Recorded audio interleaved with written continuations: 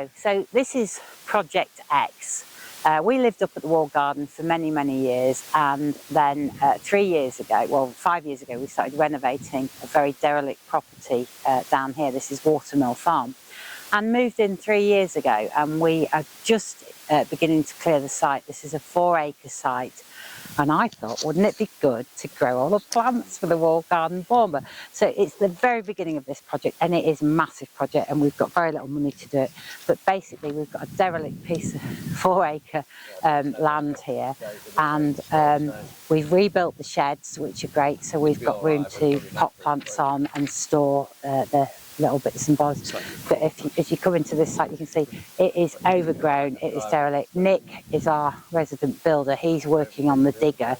The idea at the moment is in the next few weeks to scrape the land back and to see exactly what we've got, get it measured out, and then Laura and myself are going to start designing a plan for this. We want to grow cut flowers, we want to grow shrubs, we want to grow the perennials and stuff to sell at the gardens. There's a huge amount we could do here. I'd quite like some pigs and stuff as well that Dave won't we have. So come and meet Nick the builder.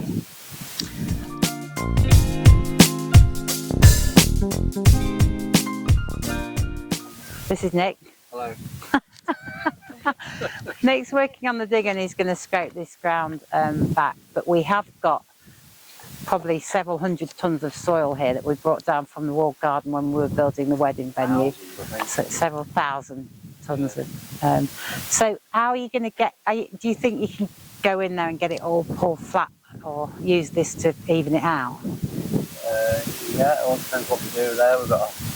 We have a dip over there, so if we're levelling, we can just pull it that way into drainage, land drainage, what's over there. Do you think it makes sense to have a bit of a pond there?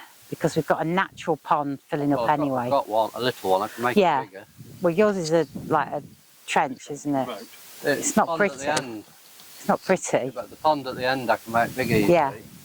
Try and keep it one area, because that's drained, you see, into the vein. Yeah. It makes sense to put it where it's naturally going to. Yeah.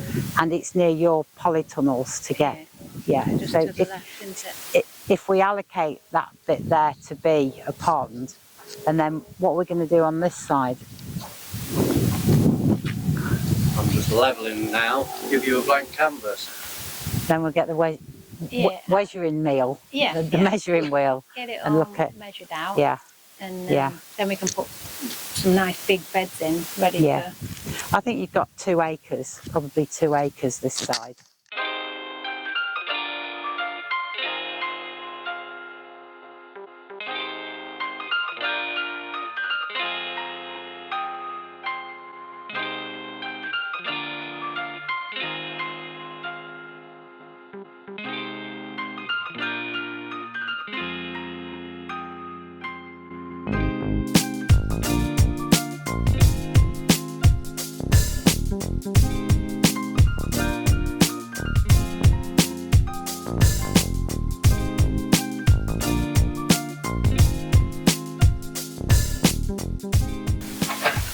We've got huge plans for down here.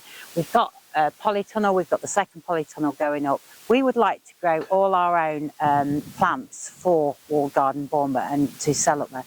We'd also like to have cut flowers, an orchard and some fruit and a few veg and stuff, but to provide the food for the cafe and for the weddings, and the foliage and the flowers for the weddings, and take them all up to the Wall Garden and use them there. So as you can see, it's a huge task. It's going to cost quite a lot of money. We're trying to do as much as we can on a very tight budget, and each week we're clearing a bit more to really try and level the ground and see what we've got. So Nick's digging over there, Harry's strewing behind him, and Nikki, the gardener, is mulching paths and making beds for plant storage. So we'll nip down there and have a look. Okay, so here is our new propagating area. Basically, it's got weed suppressant on the ground, so we don't get any weeds come up through our propagated pots.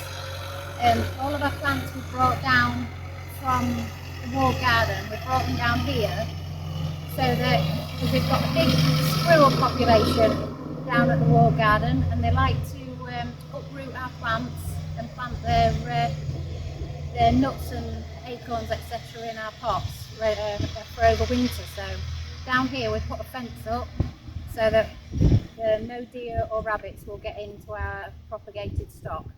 Also, any propagating we do in the polytunnel, if it's hardy plants, we can then bring them out before winter and have them out here and save on polytunnel space.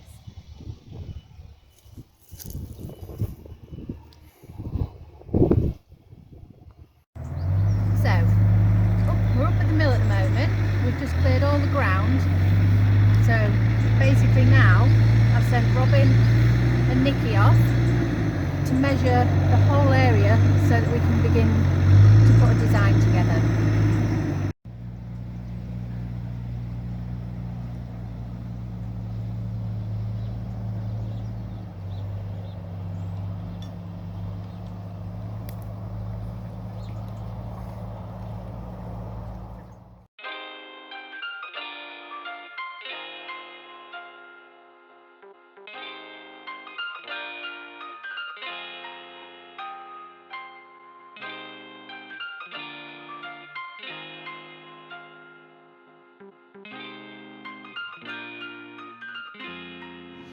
I was thinking is if we've got the river that runs that, like somewhere like that, we've got Watermill there, that's the Diaries. We've got, so the plot goes, it's sort of there, isn't it? Mm-hmm. And then you've got probably a bit there, and then you probably...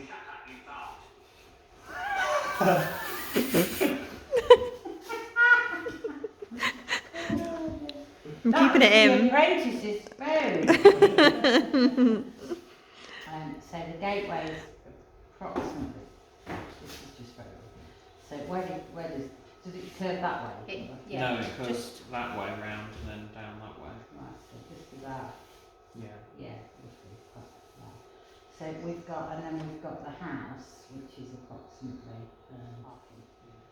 Right. So the idea being that this is the working area, this is the garden area, and this is the house garden. But Laura came up with a bit of an idea of how to do that bit. And then I went away and thought about it all, and this is the yard.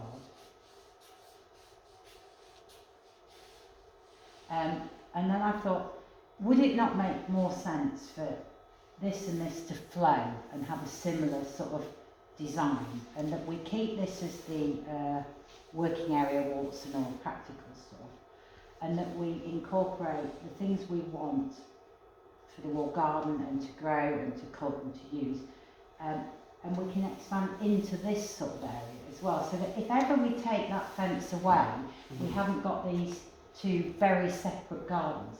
Because if you're working in this bit, you've actually got the view down to that bit as well, so we should use that sort of vista. But I don't want to be the one who says I'd like this here and this here and this here, because I think that this project's got to involve all of our design ideas and elements. So if we start with a list that side, Laura, of your all the things that we think it should incorporate and that we want to incorporate. I'll go first. Orchard. Mm-hmm. So then I'll carry that one and have like veg or fruit to accompany kitchen garden style for. In particular fruit, because it's so expensive to buy and quite easy to grow. Yeah. Vegetables such as carrots and bits and bobs, I'm not averse to them, but if you can buy a sackful of potatoes from locally for £2 or £3, I don't think it's worth a labour-wise us growing them. Yeah. Right, Robbie, number 3, what do you want in this imaginary garden? Well, I would say I quite like perennials. Yeah. Because that was I'm massively interested in the propagating side.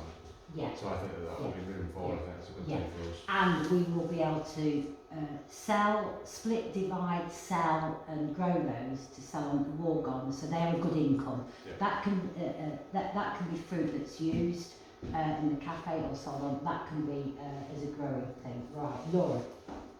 I'll go for annuals then for cutting and propagating for seeds. Yeah. Yeah, cutting for the weddings, the sales, for general joy to all. That's what I was going to say. No, we're going to think of something else now. 5. I've got shrubs. Yes, shrubs. Let's have some shrubs. Shrubs, in particular, I think some evergreen shrubs, because that would be the foliage we need for the wedding Yes. system. Oh, I get another go. 6. Do you think what would take? Trees. Some trees. I think we chopped down some trees when we cleared this site because they were all close to the house and they weren't of any value. It would be nice for the environment to put some trees back, and it would be nice for the actual area to have some trees as well. Give a nice bit of height, couldn't it? As well? Yeah, it can give us that top canopy layer. And now random whatever anyone else thinks. Anything else? Anybody? I'd quite like some kind of sweet pea bed. Yeah. Because we cook them and we take the seeds from them. Yeah. So from that, whether we could have a specialist plant that we are well known for, so picking something that we can go, we'll buy, we do that, and we have tons of varieties, and we can, as you say, propagate, cut, sell. So WGB specialist plants. Yeah. One of which would be our Leptonella. Well, yeah, that's another one would be our tetrapanax, because they're a big seller. And I'd quite like to include some. I think the jungle type large leaf gardening is very fashionable. So we like can hardy tropicals. Hardy tropicals. If we're going down slightly, improving it for the environment, we can have a little bit of like natural meadow. Yeah, the same that's really important to me. Yeah. Wildlife gardening, some wildlife gardening. And the right sort of planting to attract the pollinators. I'd like some to look at pollinators in across as many of those areas bits as we can. I don't want formal ones. No. We've also got a piece of land here that we've got about. The next thing, once you've got your wish list, is looking at the things you can't change and you can't move. We can't move the road. The solar panels I would like to move, but we're best not for now. We've got a pond here, and we've got the polytunnels which are positioned and they're going to stay there. And then we're going to have the bays up here, aren't we, for the leaf mulch, manures, wood chip and things there. We do need to have a bonfire for all our garden waste that we can burn and stuff. So practical things we can't change. Can't change where the river is. The pond will hopefully collect water. We may be able to get a nice wildflower meadow there. We may be able to sort out some irrigation or water storage here and here. Have we got a plan for that bit? I think Nick's going to level this sort of area off, just in case there's future polytunnels, or I've priced up for a shade house as well. Along there. Let's get the rid of that. future. And maybe if you wanted to make that a bit bigger and nicer shapes, just sort of mark out where you wanted to do it, because it is very much a builder's pond, isn't it? It's not designed to be pretty. A sinkhole at the moment. You could see what you think. Play around with it.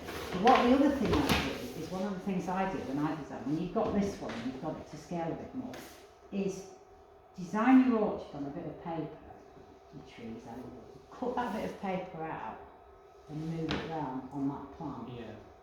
Then, because whenever I move house, I'm so sick of moving furniture now. Before I move house, I do a scale plan, a big scale plan of the rooms, and then I measure my settees, fridges, everything. I just move them around on bits of paper, and then I do a plan of it, and then obviously when you get in there, sometimes you think, oh, it doesn't look right when you're looking at an elevation. 9 times out of 10, if you get it right on paper, it'll work when you do it for real.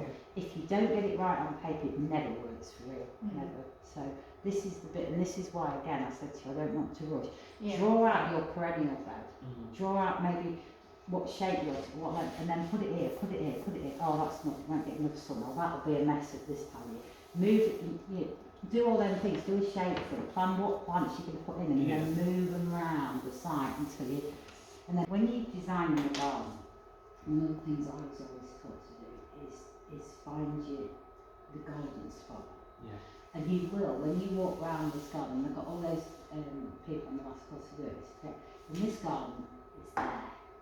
Because you see straight down to you get the waterfall, the weir, you get the sound of it, but it's not like being here, which, it's there, you've got this lovely view down the river, you've got this view back to here, you're very welcome to have a walk round, you know, oh my God, walk round and find those sort of magic spots in this garden, and it has got them. And I've never actually even walked around that bit, and I'm bloody well not going to do it now, but you get to places and you think, oh, wouldn't it be nice to have some seating here, or wouldn't it be, you know, and that is it. That is where you would have, like, to me, you'd have a couple of trees and my hammock would be there. Yeah. Or, you know, some